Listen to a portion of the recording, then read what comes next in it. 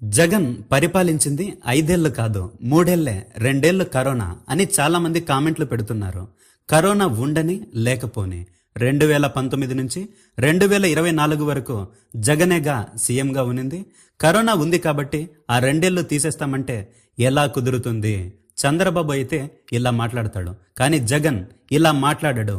ఎందుకంటే కరోనా వచ్చినప్పుడు జగన్ ఉన్నాడు కాబట్టే ఆంధ్ర అంతా ఆరోగ్యంగా ఉనింది. లేదా ఇంకెవడైనా ఉనింటే ఆంధ్ర వల్లకాడైపోయేది. చూస్తున్నారుగా రాష్ట్రం ఇప్పుడు ఎలా అయిపోయిందో. ఆరోగ్యశ్రీని తీసి పడేశారు, మెడికల్ కాలేజీలను అమ్మి పడేశారు.